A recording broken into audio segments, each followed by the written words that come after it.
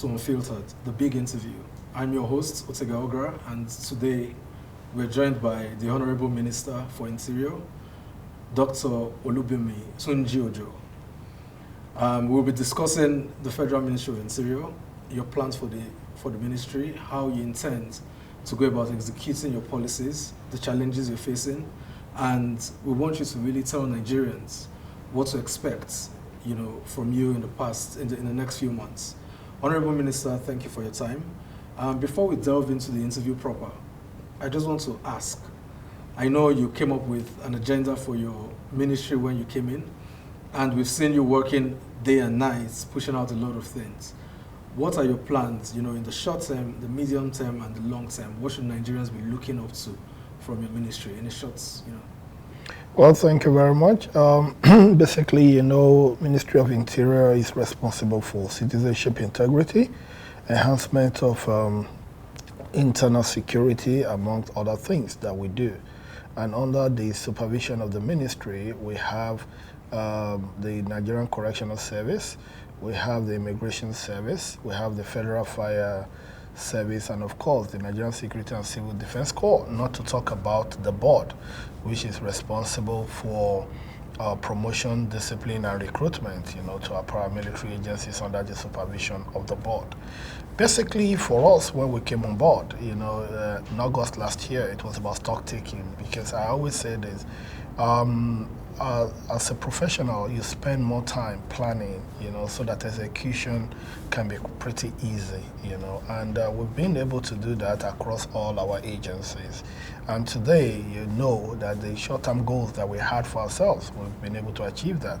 For example, in immigration, the short-term goals were, one, clearing our backlog of over 204,000 passports that we inherited. We cleared that in slightly over 2 weeks, less than 3 weeks, we were able to do that. And under President Bola Ahmed Tinubu, we made sure that passport backlog has become something of the past. That will never happen again. We went through our automation process, which is basically broken into 3 different stages, and in terms of our short-term target, it's achieving the first 2. Then the mid-term target is, of course, the 3rd one, which is where we are now. We've achieved the first one, which is, of course, automating the application process that has started saving government of billions of naira. Because I'll give you an example. We were archiving, we used to pay for archiving, of documents, that today we have automated that process that applicants now upload by themselves. When you calculate that, for archiving alone, which is about 200 naira that we used to pay per applicant, by about 3 million passports a year, that's about 600 million naira. So we have saved government of that money, and yet it's even more convenient for people because people can now do that on their own. And of course, we moved now to the stage of even uploading passport and all these other things. The second stage, which is where we are, and we're about to go live in the next couple of days, is home delivery, for our passports, that passports should be delivered to homes. We've integrated that solution. We're in the process of starting the delivery process itself, but it's already integrated both from the back end, everything is already sorted. The 3rd stage, which is the last stage in terms of our automation process, is ability to go contactless in terms of our passport renewal process. And like what we'll see in other climes, I always tell people this, people find it difficult to believe. I said one major challenge for me as Minister of Interior is what the President keeps telling us. He tells us as ministers every time, never in your ministry give Nigerians a good solution. Never give Nigerians anything short of the best. Nigerians deserve the best solution, not a good solution, So we're now in an era whereby average, it's not good enough for this government. What we believe in is giving the best. And looking at other climes, you don't go to immigration office to go and renew your passport. These are things that you do on your system, and you automate the whole process and etc. So is the 3rd stage. Now the solution is ready, but when we developed the solution, we saw that the data center was not there. And one of the 4 things which was in our long-term plan, but we have been able to achieve it now, to the glory of God, is now that NIS now has a tier 4 1.4 petabyte data center, which is the first data center that NIS will be having in 61 years of existence. So what it means basically is that the integrity of the data of Nigerians, is within our control, because we take biometric details of people, Nigerians most especially, and we're saddled with the responsibility of warehousing and protecting this data, securing this data, ensuring the sanctity and integrity of the data. And that's one thing we've been able to achieve. And also, in immigration, so we had a plan, of our border, because immigration is not just about passport, also our border control. Just as you know, immigration is the lead agency when it comes to border security for our nation. Immigration is, according to the NIS Act of 2015, NIS is responsible for who comes in and who goes out of the country. So what have we done? We realized that, okay, there are three main borders. We have the air border space, we have the land, and of course the maritime border.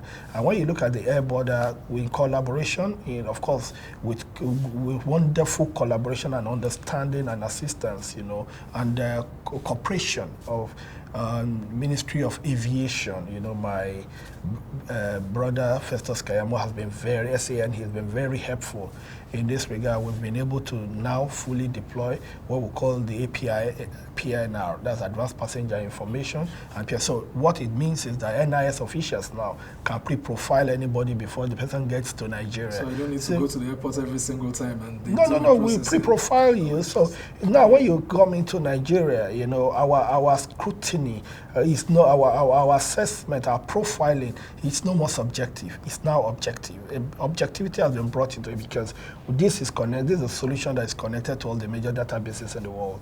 Interpol 247 connected to MIDAS, and also we know your background, we know who you are. So what it means basically is that if you're a terrorist or you have a questionable background, you can't come into Nigeria. We have to make, so we've been able to do that. And as I speak with you, the Command and Control Center for the Air Border Control Management System is 100% ready. If you get to NIS headquarters, you will see it. Just 2 weeks ago, IATA came all the way from their headquarters in Canada, and they took a facility tour, of this facility. And the IATA representative said it clearly that this is one of the best command and control centers anywhere in the world. That makes me happy as a Nigerian. That's from IATA national worldwide body, the global body, in Canada. So for them to say that, it shows that, just like what Mr. President keeps saying, give Nigerians the best, never give them what is good. Give them the best. And we're happy that the Ministry of Interior, Mr. President's dream, has found a resting home, a place of domiciliation, a place of permanent residence in this ministry. That is about the airport. And of course, about the air border. You get to Abuja Airport now, you see that the E-gate is 100% complete, 100%, not 99.9, 100% complete, ready for commissioning by His Excellency.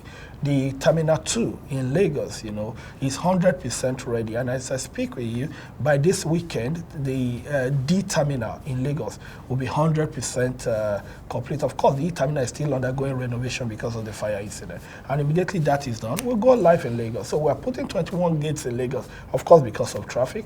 8 has already been installed in Abuja as we speak. And of course, Kano, we have its 4 gates. Enugu, we have 4, and Port Harcourt, we have 4. So we are not leaving any of our international airports. So if you're a Nigerian, instead of spending minutes queuing in front on the queue or staying or waiting for an immigration officer to attend to you, when you get to your country, when you get to Nigeria, it's about the sweet experience. It's about renewed hope. It's about what Mr. President has always promised. That look, renewed hope is back. Hope is back. When you get into Nigeria, you don't need 7 minutes. You don't need to waste your time. Just take your passport as a Nigerian, go to the E-gate, stamp your passport, just put it on the reader. It reads you, profiles you, look at you, and within less than 30 seconds, you're out. It reduces human interface. So the issue of corruption is curbed. As I always say, if you want to reduce corruption, one major thing that you need to do is to be able to reduce human contact, and that's what we're doing. So the E-gate makes life easier for you as a passenger, but it also helps government to enhance national security. So it's a win-win situation, Government wins by enhancing the security of the country, and at the same time, the people also wins, by virtue of convenience, and ease of traveling and ease of business is further enhanced. So that, and also in terms of our land and sea border, we have been able to automate that. By October, we'll be done with our phase 1. Of the e-border solution. As we speak now, even in Igbokoda, in so many, even on our marine border in Igbokoda, in so many areas. If you get to NIS, you see our officers 247 on the system now, where you are being viewed live, kilometers into our border. Before you come into Nigeria, we see you. Before you come to Nigeria, we assess you. Before you come into Nigeria, we take decision on what to do. So now our officers are better equipped to be able to do their jobs in the best way. And even the land border, same thing. We in almost all our land borders, and there's the communication guide, a lot of things that I won't be able to divulge because of national security. But what I'm just saying is that the last 1 year of President Bola Ahmed Tinubu, in terms of our border, it's not where it used to be now. It's not where it used to be then. So there's a lot of development in that regard. And of course, the visa scheme too, which NIS is responsible for. We have just completed our visa counter, and we've centralized the process of procuring visa to ensure more security, to enhance our national security more. Nobody gets visa to Nigeria now, without going through the Interpol 247 and other international criminal database system. So we want to profile you. We are taking away the power of subjectivity, away from officers just on the desk in various embassies, and we're giving them what we call an objective platform, to be able to do what they're supposed to do. And of course, with what we've done now, in the next couple of weeks, we have finished the whole process development. Once you need an e-visa to Nigeria, maximum in 48 hours, you get your visa to Nigeria.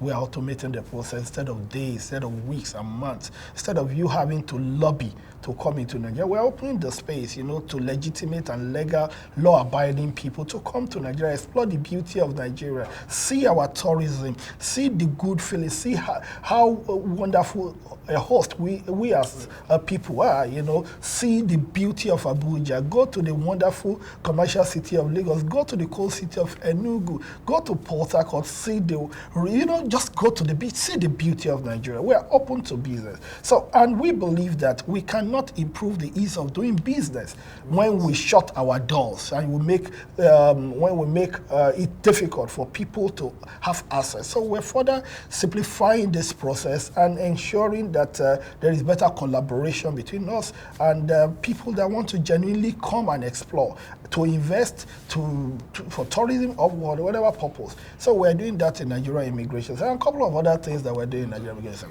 And also, when you come to the board, like I tell people, we have a president that I tell people, I describe him in 3 words without patronizing him. I say bold, audacious, and tenacious. He is a bold man, a man that is never scared of making decisions. And I'll give you an example. When this government came on board, President Bola Ahmed Tinubu inherited backlogs of promotion in terms of our paramilitary. In some cases, 10 years, 12 years, 9 years, 8 years. There were people that have not been promoted for 8 years. They were still working. Pardon? And they were still working diligently. Yes, they were still working. But so we realized, and then we reached out to the president. The president, I'll tell you what the president did. The president promoted over 32,000 personnel in 1 day. Oh, wow. It has never. That is why today that you see the morale, you can see. Obviously, with the way NIS is working, with the way corrections and all these people are working, they are working their socks off because they see a government. They see in President Tinubu a president who appreciates them, who is ready to give them their rights. Today, we have no backlog again in terms of promotion. Maybe in NIS, maybe in civil defense, in the fire service, or in the correctional service, there is no backlog. And also, since the board was established in 1986, last year was under President Bola Ahmed Tinubu, was the first time that the board started its promotion exercise and ended up within the same year. No more, we do not promote nocturnally. No more, we don't do that. Oh, that will promote you 2024. We say it takes effect from 2023. We don't do that anymore. It's, don't forget that this man is a Democrat, and he believes that people must be encouraged to give their best. You don't just demand the best from your horse when you do not give the horse water. You you cannot ask for the best when you do not do the needful for the people. So for our officers today, I'll tell you another thing that he did. During the election in Bayelsa, we lost 2 civil defense officers to the election. When the Correctional Service in Calabar was attacked, we lost an officer. When the immigration post in Katsina was attacked, we lost a couple of officers. And we realized that there was no life assurance policy for these officers, putting their lives on the line. We spoke to the president, and the president said, what? You mean my officers? In his typical word, my officers. That he personalizes it, and that's why I'll tell you. You expect that as commander-in-chief? My officers. And immediately, he said, go bring them in, and he approved the life assurance policy for our men in uniform. Today, there's a life assurance that we're working on. We're in the process of what's it called, activating that particular. But the approval had been given by His Excellency.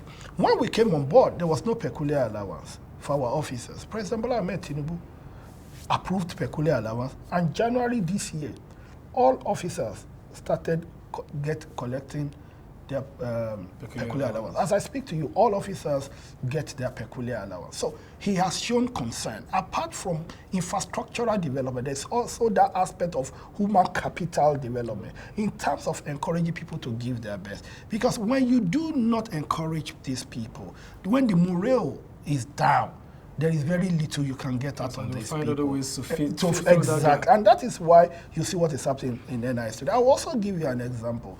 I'll tell you, that's about the board. I'll go to the correctional center. When you look at the correctional center, we've not had a single jail attack. All we had was one jailbreak, which was force majeure, And I'll tell you, because the wall of the correctional center in Suleja came down, that correctional center was built 110 years ago, precisely 1914. And I tell people, we would have had more of the centers coming down if not for the intervention of Mr. President. As I speak to you, we've already sorted about 10. I'll beg you to take a ride to Kuje Correctional Center. Don't just think about the wall. Go and look at the infrastructure, the remodeling of the entire correctional center. Kuje is just here. It's not about what we say, it's about what is there. Because the president believes, and he tells us at every point in time, that he will be judged by not how he handles the strongest, but the weakest in our society. He believes he's the president of the strongest, he's the president of the weakest. He's the president of all Nigeria, wherever they might be, all over the world. So today, in our correctional center, a lot of our walls would have come down, but we've been able to intervene in about 10 of our correctional centers. As I speak to you, about 9 is presently ongoing as we speak. And I tell Nigerians, this government inherited 256 correctional centers. There's no president that will solve the problems of 256 centers in one day. He was not elected president in 1914 when Suleja was constructed. He was elected president 109 years after the Suleja Correctional Center had been erected.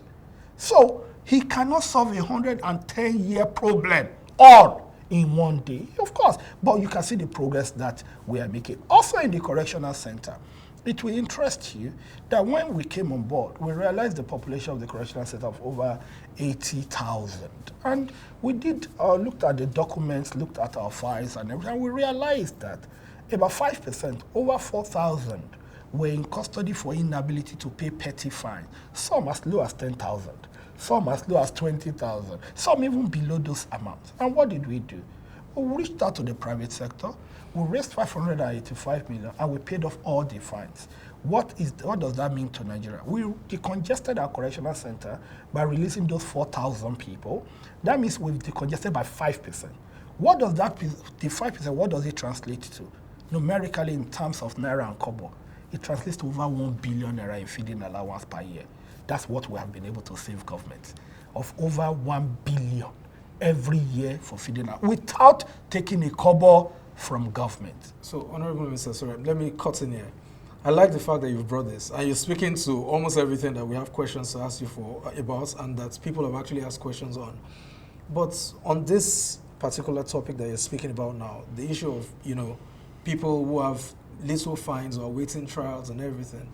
It's a more holistic issue that concerns also judicial administration, because you're fixing the situation now. You're decongesting the prison, highly commendable. You're saving the government money, but every day new people go back into the system. So are we looking at sustainable solutions? That's what I was saying. You see, I'll tell you this. It's about building strong institutions. It's not about me. It's not about Mr. President. It's about Nigeria. And what do I mean? We've thought that you start with the simplest of things first.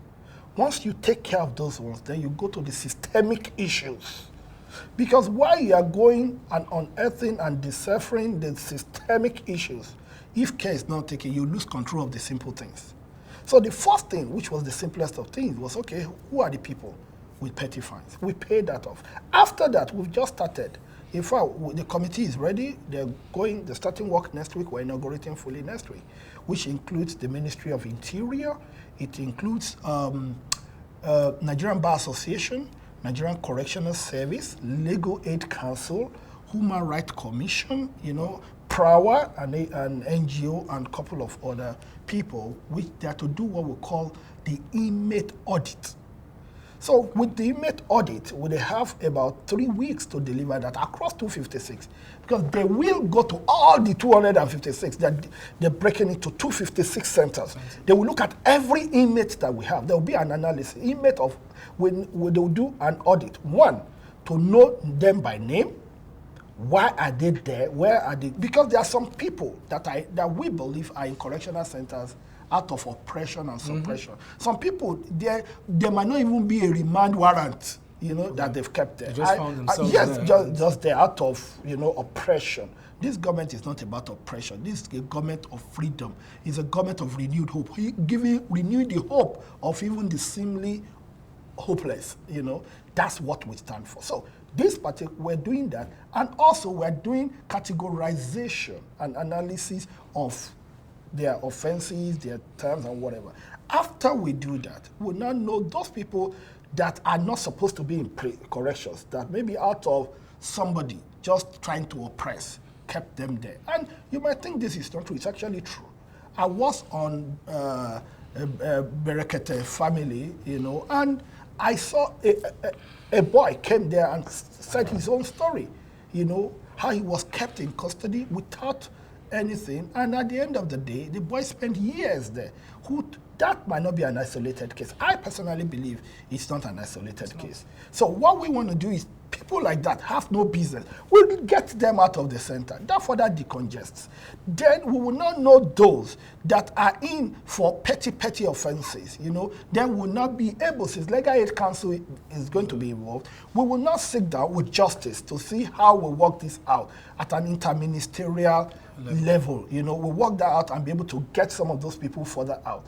And that will now lead us to the activation and the full execution of the Correctional Service Act of 2019, which gives us the power for non-custodial. We'll now look at the issue of categorization. How do we move people, non-violent awaiting trials, you understand, away from correctional center? For instance, you arrest somebody for driving, you understand, you put him in a correctional center. I'm just citing that as an example. Why is he in the with hardened criminal? That's not the purpose. Correctional center is supposed to be reformatory. It's supposed to be transformational. It's not supposed to be a condemnation center, and it's not supposed to be a prison.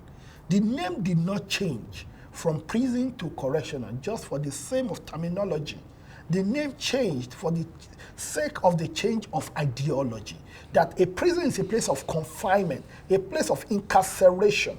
A correctional center is a place of transformation and a place of redemption. So it's a change of ideology, and that's what we want to see. So we're already working on that. As we speak, we have even done our infrastructural audit. I can tell you the status of all our correctional centers, the one we need to relocate, the one we need to rebuild, the one with the wall problem, we've done all that. These are short-term things which we have already achieved in that regard.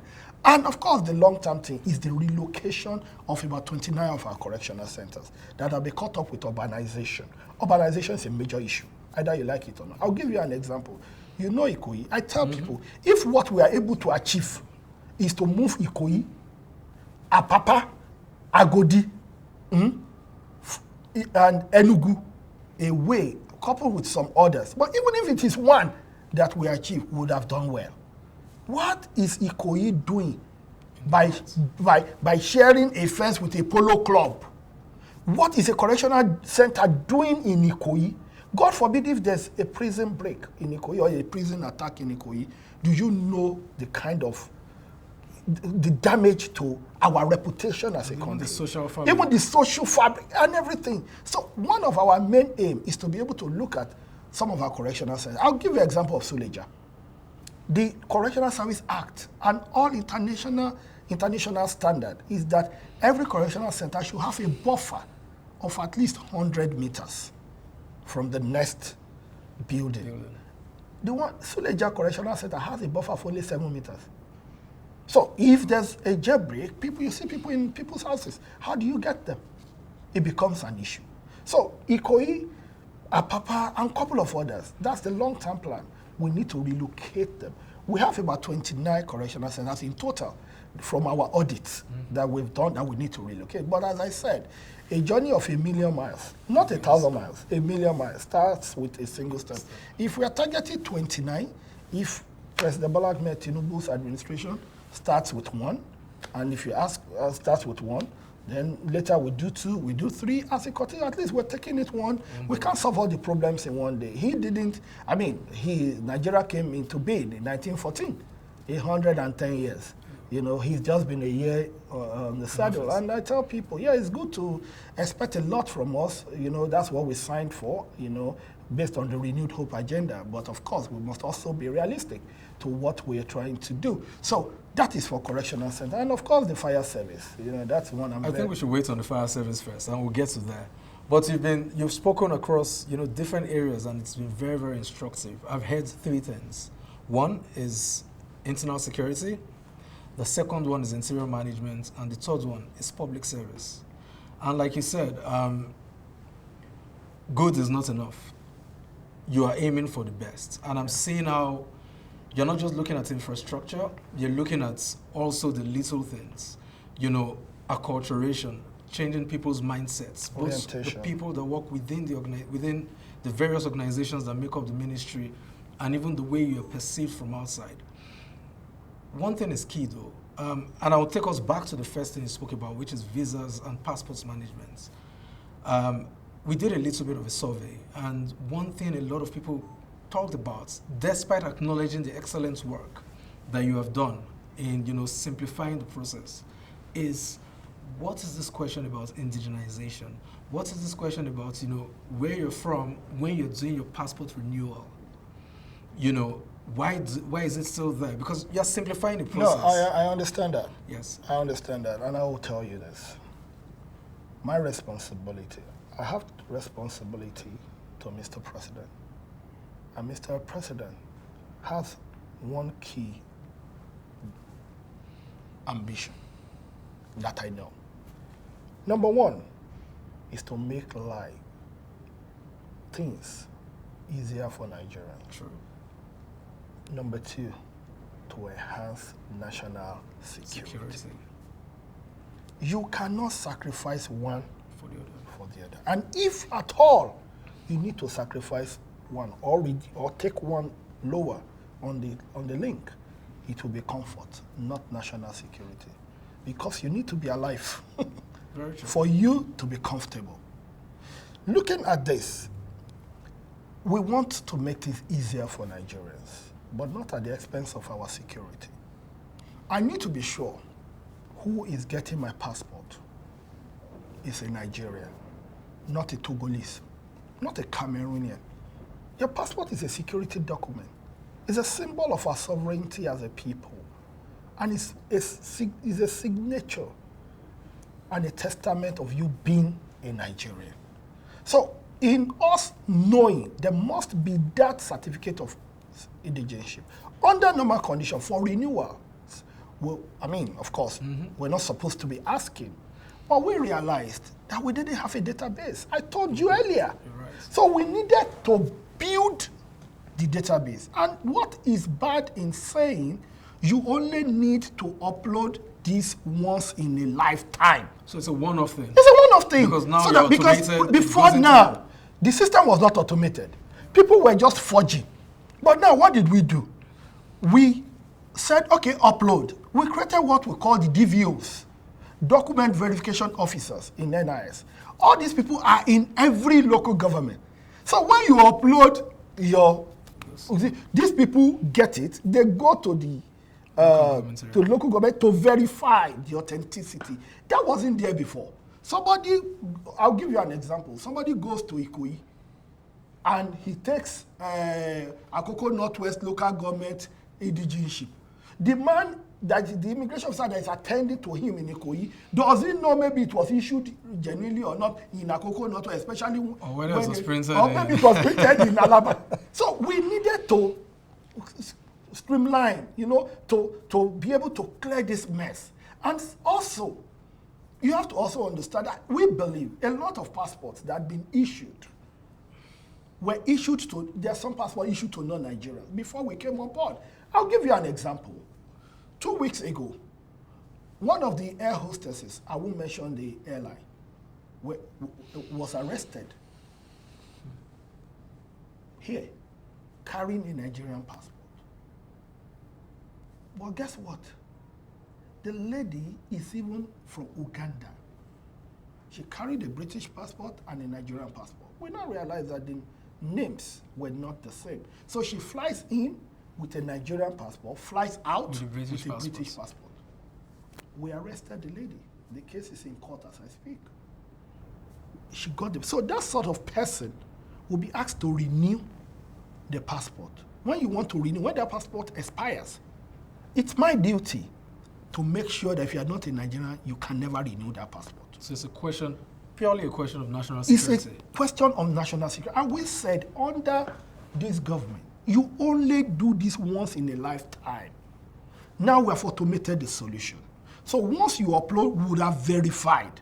We would have confirmed it in our database. Once we have that, any other time, and let's call a spade, is uploading a single document once in your lifetime too much of a sacrifice to pay for your country in terms of its security? The answer is a no. You do not need 99% accuracy when it comes to national security. My brother, you need 100%. 100% or nothing. Because 1% can destroy 99. And we're not ready to take that risk. So we will make life easier for people, in accordance to the mandate of Mr. President. But not at the expense. Of national security. So thank you very much, Honorable Minister. I'm enjoying what I'm hearing, and it seems like you're taking the questions and the words out of my mouth. So now let's go back to the Federal Fire Service, which we're just about to talk on. People really want to know, of all the agencies and departments that are under your ministry, it's one of those that we know has been much more muted, but we also know that a lot of work is actually going on there to reposition the space. So what exactly are you doing for the fire service? Well, don't forget that this particular administration distributed so many fire trucks, last year. And of course, one of the first things, and I'll tell you, all over the world, I know you've traveled all over the world, the fire service is arguably one of the biggest employers of labor, and the industry is arguably one of the key industries anywhere in the world. Even in the US, it's a massive one, because the responsibility of the fire service is not just for fire, it's for all emergency situation, emergency response. When there's an emergency, fire service should be the first responders, to emergency situations. And we believe, and that's where health and safety also comes into play. So we believe that the fire service, if you look at the law, the first problem is the law. That the act that established the fire service is obsolete. It's the law of 1963. And you agree with me that the status of fire service all over the world in 1963. It's not the same, you know, now that we're talking about 61 years after. So we are looking, and the law basically gives fire service the responsibility of being operators, you know, shutting the door at enforcement and shutting the door at enumeration capabilities. So we are looking at repealing, you know, and enacting a new fire and rescue service law, you know, that will open the space for private sector participation, you know, and be able to generate millions of jobs for our teeming youth. And because of that, that's why on 28th, you know, 2 days ago, we did the groundbreaking, you know, of the Fire Academy, which is going to be the first of its kind in the entire West Africa sub-region. As I always tell you, Mr. President has always told us, do not compete, you know, against the available solution. Give me the best I can get anywhere in the world, because Nigerians deserve the best, nothing short of the best. That's the only thing that's good enough. So that would be a place where we train the trainers, you know, to be able to make them employable, so that all commercial buildings, non-residential buildings, at least we have what we call fire rescue and safety officers.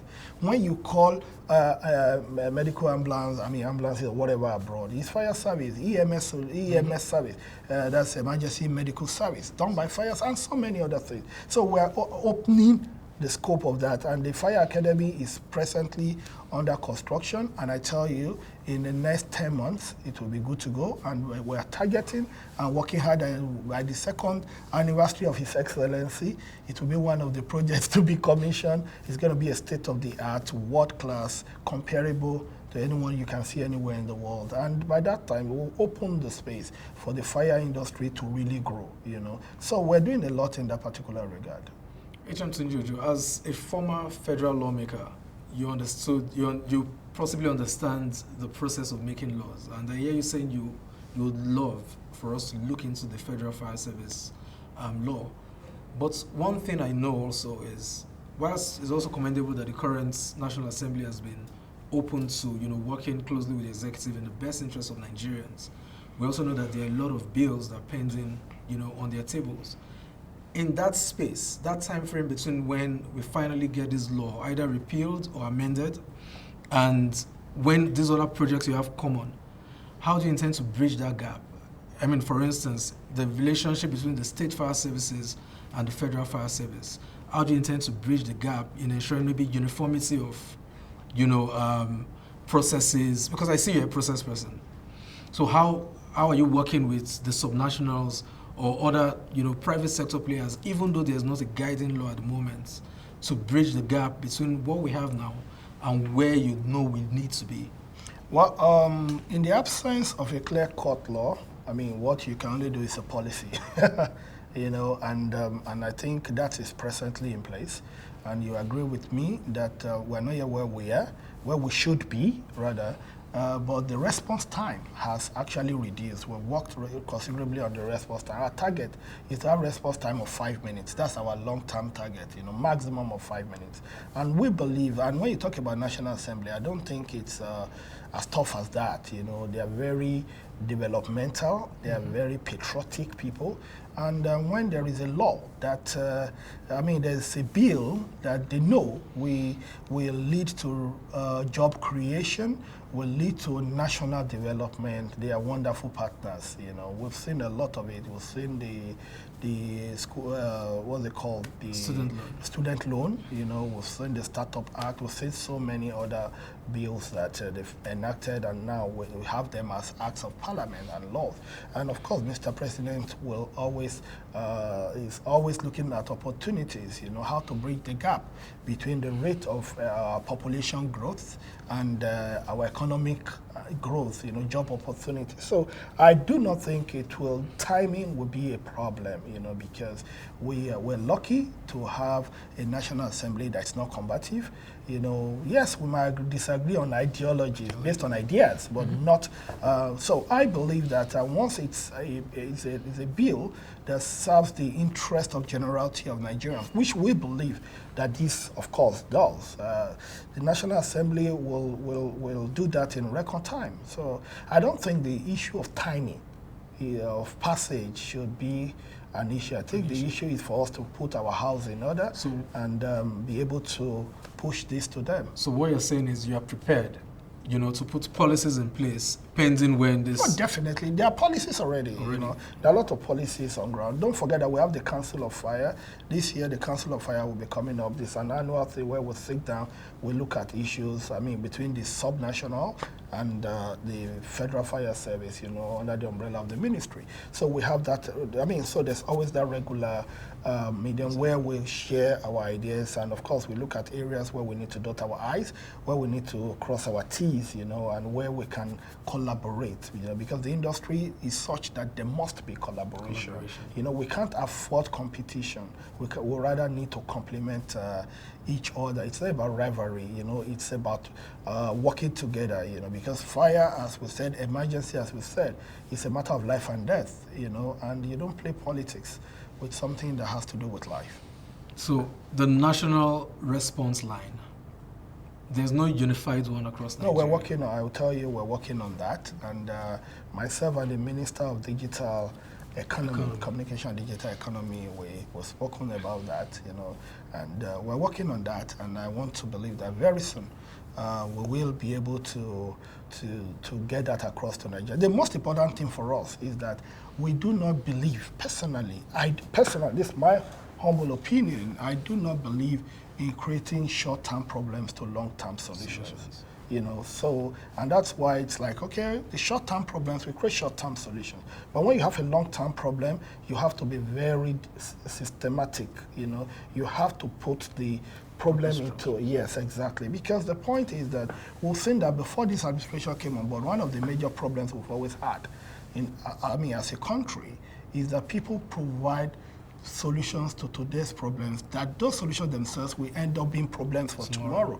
And that's something the president has frowned at, It's about the long-term thing. For instance, this issue of fuel subsidy, paying subsidy is a short-term solution to a long-term problem. My president said, no, let's stop it. Let's look for a long-term solution to that long-term problem. And that's why we have removal of subsidy, So it takes a bold leader, an audacious leader, to be able to bring out long-term solutions to problems.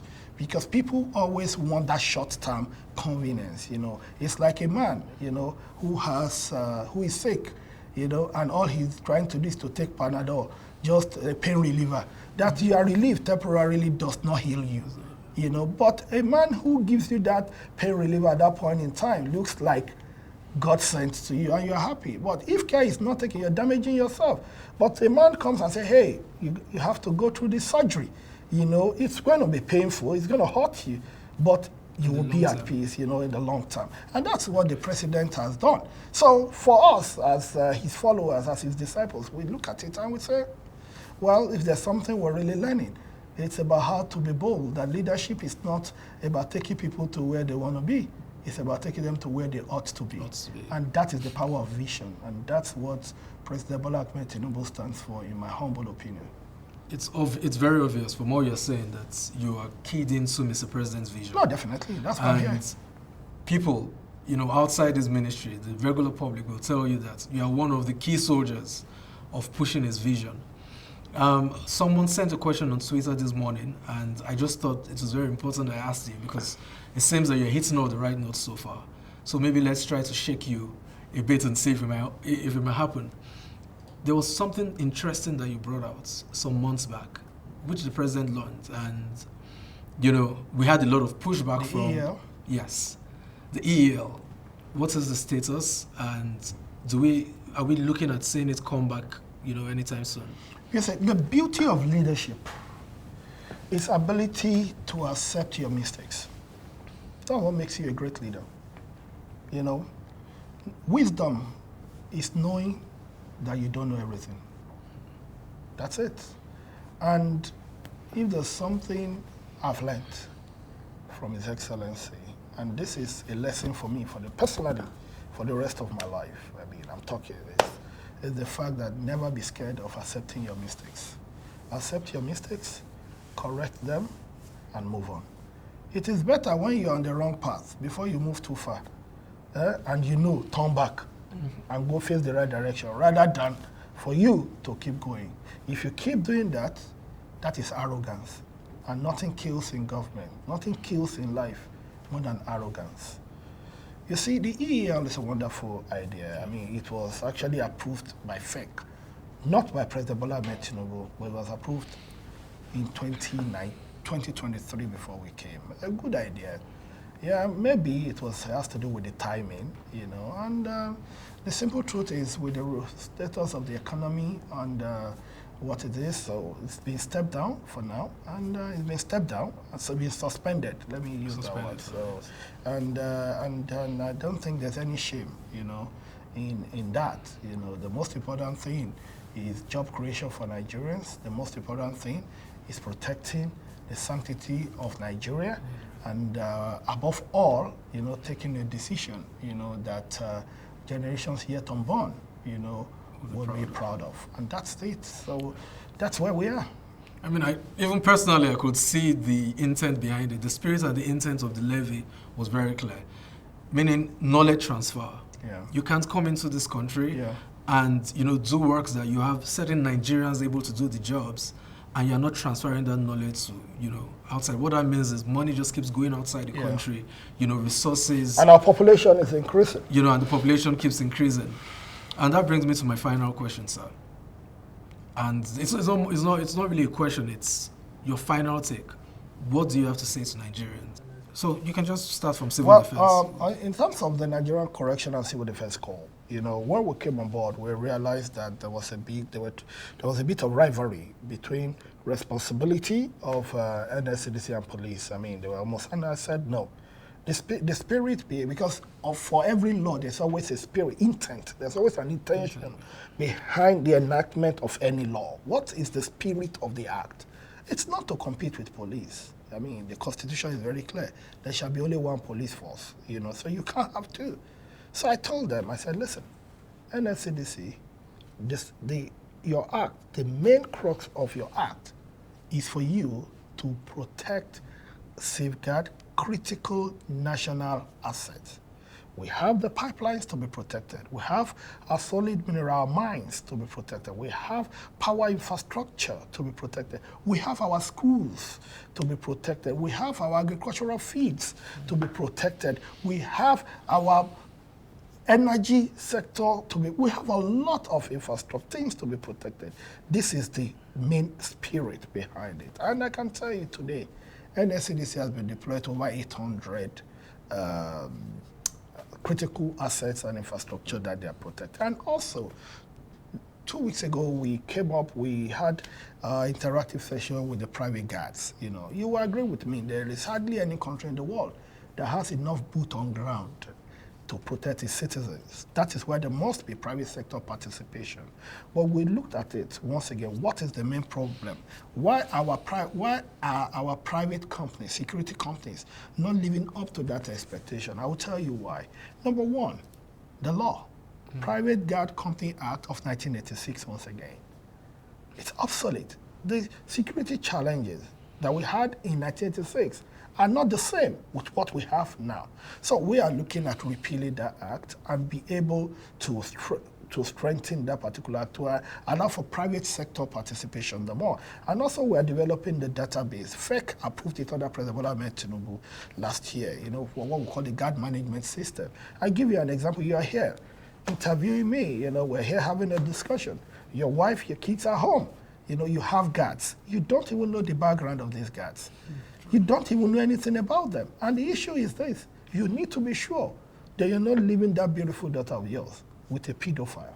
Sure. You need to be sure that you're not leaving your wife with a rapist. You even need to be sure that when you're at home, you are not entrusting your safety into the hands of a criminal or a wanted person or a runaway person. You need to be sure. So we are giving Nigerians, that solution will be launched very soon. You know, it's been approved, it will be launched very soon, so that Nigerians will be able to access every profile background of somebody you want to employ. It's your right to know who wants to secure you. You need to be sure you can hand over the safety of yourself, of your family, into the hands of whoever you're living with. So we are providing that platform for Nigerians. And we are also making sure that all guards, are registered biometrically, and there's revalidation annually. And as a matter of fact, that you as an individual can even rate your guard, just like you rate your Uber, because your Uber driver knows that you will rate him, and that rating will affect the next opportunity. He will do well. When a guard steals and he runs away and goes to another place, they recruit him without you that they've stolen from being able to even be. So every guard will have a unique ID that will be tagged to their national identification number, their NIN number, and their biometrics. So wherever you go, if you like, move from company A to company B, that your user ID number is your user ID number, your details, your details. So you better do well, because the era of moving from company A after stealing to company B is not going to happen. We've seen people. We have a former VC somewhere, I don't want to mention, that was the guy that killed and stole the car some years ago. We've seen that happen, so guards killing people. And so we want to make sure that people have confidence in the private, because if we have a functional private security outfit, to be sincere with you, even the pressure on police, on civil defense, providing personal security will reduce. Because that's the same. We have more important issues than for police and NCDC to be protecting individuals. These are responsibilities that the private sector can take, but for them to take it, they must be able to earn that confidence, of people. And also, I will tell you, there are a lot of vessels that NCDC has intercepted in the Niger Delta, handed over, to agencies, and lot of illegal refineries and a lot of things that they have been able to do. And I will tell you that look at the mine marshals that we've been able to do in collaboration with the Ministry of Solid Minerals. Since the mine marshals came, when last did you hear of those ugly stories we used to hear in terms of our mining sites? It has reduced, because these mining marshals, they are civil defense officials. It's an arm of civil defense. We created that special squad, trained by the military, handed them over under the control of the Ministry of Solid Minerals. And these are people that have been deployed to our key mines. And so we are protecting those mines at the moment. That is why you don't see civil defense on the street doing inner light, arresting two fighting, all this, because they have more serious issues to deal with. So they're reverting back to the core role. And that is direction, refocusing their direction. Because government cannot be paying police to do the job of policing and at the same time be paying civil defense to do the job of policing. Government is paying police to police. Government is paying the civil defense to be able to protect critical national assets. So there are two things. So that it has brought efficiency. It has increased productivity of our civil defense corps. So these and many more are things that we've been able to do within the Correctional Service. And I tell you, within the next 1 year, going forward, because it's about thinking ahead, there are a lot of programs we have. And I tell you, the NSCDC we have will be able, in the next 1 year, be able to come up with real metrics. We want to develop what we'll call the Critical National Asset Register. We should be able to know all government properties, all government assets. This is where, these are the geolocations of all these places. And you'll be able to, on a single dashboard, we're automating the whole process. Don't worry. We are in for pleasant surprises. You are in for, by the next anniversary of Mr. President, by the grace of God, God keeping us safe, will be presenting so many gifts in terms of more deliverables, achievements to His Excellency, the Father of the Nation. Thank you very much, Honorable Minister, Dr. Honorable Olubunmi Tunji-Ojo. We really appreciate the time you've taken to educate us, not just giving us, top level. You've gone into the nitty-gritty of why you're doing what you're doing, why it's important that you do what you're doing, and why it's important that a lot of these things go through proper process frameworks for the benefits of Nigerians now and the generation yet unborn. We hope you would, be willing to invite us next time when we decide to want to come and interview you, because Nigerians are going to ask questions. And I know you have a very responsive team. So when we push those questions to them, if there are those you want to answer directly to the Nigerian people, please, sir, we would like to bring you back on air. And finally, Nigerians, I hope you've heard Dr. Tunji-Ojo speak on the Ministry of Interior. You've heard him talk about every single thing the ministry is doing. If you have any complaints, the ministry is becoming automated. You can use any of their, communications platforms to reach out to them. You are sure to be responded to in good time. And for the Nigerians abroad, I know we didn't speak about diaspora voting like many of you have asked. Maybe next time. Thank you very much.